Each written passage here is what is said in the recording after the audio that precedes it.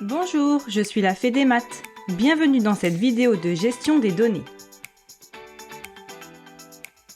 Ensemble, nous allons apprendre les fonctions particulières que sont les fonctions linéaires. Avant ça, je t'invite à t'abonner à notre chaîne YouTube et à activer la petite cloche pour recevoir les notifications. Tu as déjà travaillé sur les fonctions, en particulier le vocabulaire, les notations et les représentations graphiques. Tu dois parfaitement maîtriser ces notions. Si besoin, tu peux retrouver les leçons dans les vidéos suivantes. Commençons par définir ce qu'est une fonction linéaire. Dans la grande famille des fonctions, il existe des fonctions particulièrement simples, les fonctions linéaires. Une fonction linéaire est simple dans son expression, puisqu'elle est de forme f de x égale a fois x. Il n'y a qu'un nombre, a, qui multiplie x. Ce nombre est appelé coefficient directeur. Attention toutefois, ce nombre peut être entier, mais aussi décimal, négatif, fractionnaire, etc. Par exemple, la fonction g définie par g de x égale 5x est linéaire.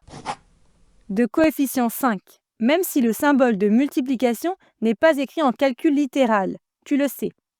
h de x égale moins 1,5x est également une fonction linéaire. De coefficient moins 1,5.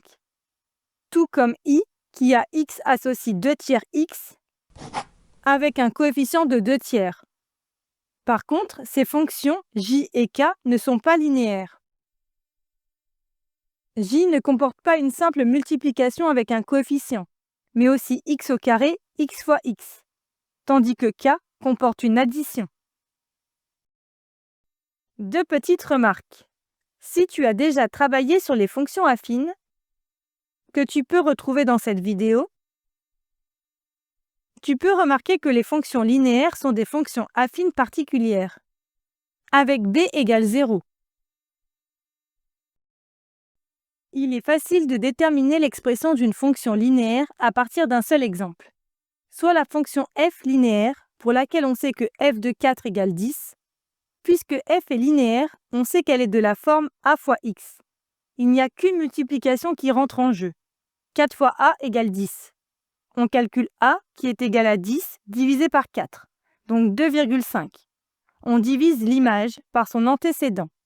f de x égale 2,5x. Voyons maintenant ce qui se passe pour le tableau de valeurs d'une fonction linéaire.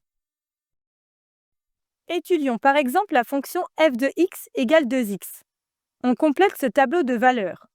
f de moins 1 égale 2 fois moins 1 égale moins 2, etc. On applique la formule. Donc en fait, on ne fait que multiplier par le coefficient directeur 2. On a affaire à un tableau de proportionnalité.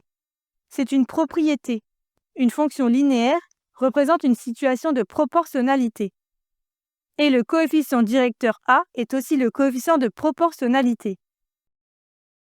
Pour terminer, voyons à quoi ressemble la représentation graphique d'une fonction linéaire. Repartons de l'exemple précédent.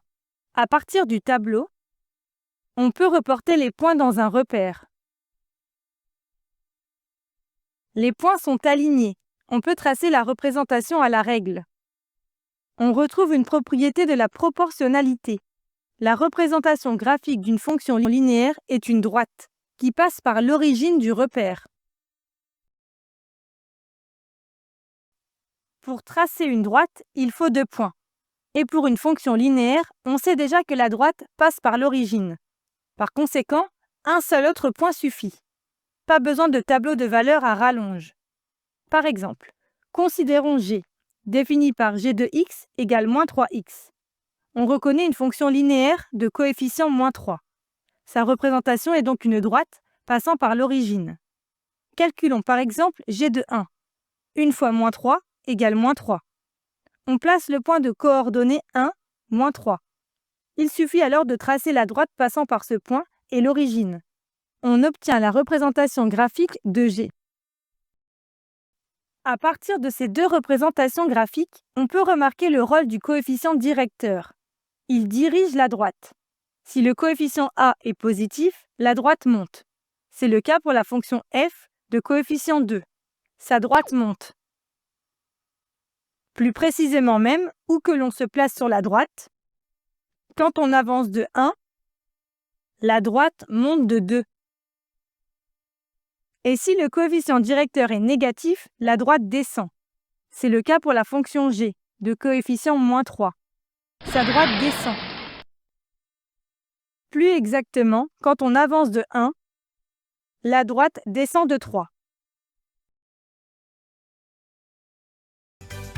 Et voilà, tu sais à présent reconnaître une fonction linéaire et utiliser ses propriétés. Pour t'entraîner davantage ou approfondir la notion, rendez-vous sur le site passeeducation.fr. Tu y trouveras des fiches d'exercices, des évaluations, la leçon et bien plus encore. À bientôt!